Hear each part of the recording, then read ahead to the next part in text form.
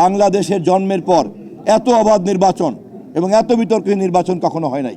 সরকার পরিচালনার ক্ষেত্রে যে নিয়ম নীতি বা বিভিন্ন নিয়োগ, বিভিন্ন সমস্যা ইত্যাদির ক্ষেত্রে প্রচলিত আইন এবং আইন প্রয়োগকারী সংস্থার ক্ষমতার বাইরেও কেউ কেউ তৎপরতা দেখানোর চেষ্টা করেন। আমরা এই ধরনের যে কোনো তৎপরতাকেই আমরা মনে করি, এই ধরনের সংঘবদ্ধ যে কোনো আইন বিরোধী তৎপরতাকেই আমরা মব বলে চিহ্নিত করি। ভয়ভীতি মুক্ত একটা সাংবাদিকতার পরিবেশ বাংলাদেশে তৈরি করব। আমাদের নেতা দেশনায়ক তারেক রহমান আমাদের প্রধানমন্ত্রীর দায়িত্ব নিয়েছেন এবং একটা অবাধ নির্বাচনের মাধ্যমে দায়িত্ব নিয়েছেন। কোনো ধরনের কোনো বাঁকা পথ, কারচুপি বা কোনো ধরনের কোনো বিতর্কের কোনো স্কোপ নাই। এমনকি এই নির্বাচন সম্পর্কে কোনো মহল, কোনো ব্যক্তি আজ পর্যন্ত প্রশ্ন তুলতে পারে নাই।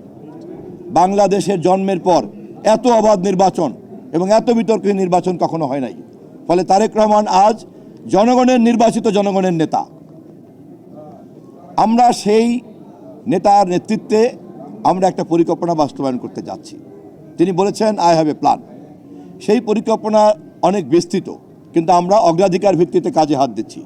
পরিকল্পনার অগ্রাধিকারের মধ্যে আমরা নারী অধিকার, প্রত্যেকটা ফ্যামিলিতে কার্ড পৌঁছানো, বেকারদের জন্য কর্মসংস্থান, কৃষকদের জন্য ঋণ মৌকুফ এবং কৃষক কার্ড দেয়া এবং সমাজ বিরোধীদেরকে তালিকাবদ্ধ করা, এই কাজগুলিকে আমরা গুরুত্বের সঙ্গে বিবেচনা করছি। রমজান মাস চলছে, দ্রব্যমূল্যের নিয়ন্ত্রণটাকে আমরা সবচেয়ে বেশি অগ্রাধিকার দিয়ে ক্যাবিনেটে আলাপ করেছি। পর্যায়ক্রমে আমরা অন্যান্য সব কাজে হাত দিব। আশা করি আগামী 1-1.5 বছরের মধ্যেই আমাদের নেতা তারেক রহমানের পরিকল্পনা কী ছিল বা কী করতে যাচ্ছে তা আপনারা জাতির সামনে তুলে ধরতে পারবেন। সারা বাংলাদেশে 20,000 কিলোমিটারের খাল খনন করার পরিকল্পনা আমাদের আছে। আমরা জোয়ার ভাটার নদী থেকে পানিকে কৃষকের জমি পর্যন্ত নিয়ে যেতে চাই, যাতে কৃষি উৎপাদনে কোনো পানির অভাব না ঘটে। আমরা অবকাঠামোর ক্ষেত্রে বাংলাদেশের বিশেষ করে বন্দরগুলিকে, নৌবন্দরগুলিকে রাজধানীর সঙ্গে সম্পর্কিত করা একটা পরিকল্পনা আমাদের আছে এবং সে কারণেই দক্ষিণ বাংলার পায়রা বন্দরকে রাজধানীর সঙ্গে যুক্ত করার প্রশ্নটি আমাদের গুরুত্বের সঙ্গে বিবেচনা করতে হচ্ছে এবং সে কারণেই ভাঙ্গা পর্যন্ত, পায়রা থেকে ভাঙ্গা পর্যন্ত আমাদের 4 লেনের রাস্তার কাজ আমাদেরকে নতুন করে আবার প্রক্রিয়া শুরু করতে হবে। আমাদের এই অঞ্চলে ভোলাতে গ্যাস পাওয়া গিয়েছে, আপনারা জানেন, এবং এই গ্যাস যদি পরিপূর্ণভাবে উত্তোলন করা যায় তাহলে শুধু দক্ষিণ অঞ্চল নয়, সারা দেশের অনেক উন্নতির চাহিদা আমরা পূরণ করতে পারবো, জ্বালানির চাহিদা আমরা পূরণ করতে পারবো। কুয়াকাটা আমাদের জন্য একটা বিরাট সম্পদ।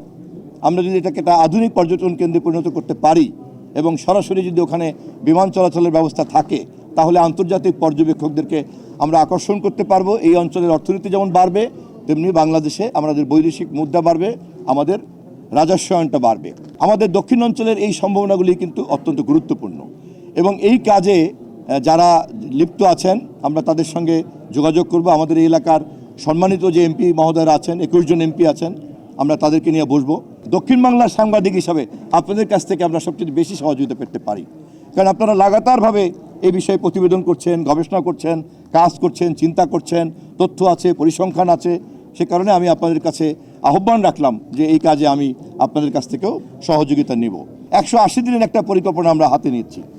আমরা শিগগিরই এটা প্রচার করব। প্রথম 180 দিনের কাজগুলি কি কি হতে পারে এবং যেটা বাস্তবায়নযোগ্য এমন একটা পরিকল্পনা আমরা করব। 180 দিনের পরেরগুলিকে আমরা একটু সুদূর প্রসারী পরিকল্পনার মধ্যে ফেলবো। এইভাবে আমরা আশু করণীয় এবং একটা সুদূর প্রসারীয় করণীয় আমরা নির্ধারণ করব।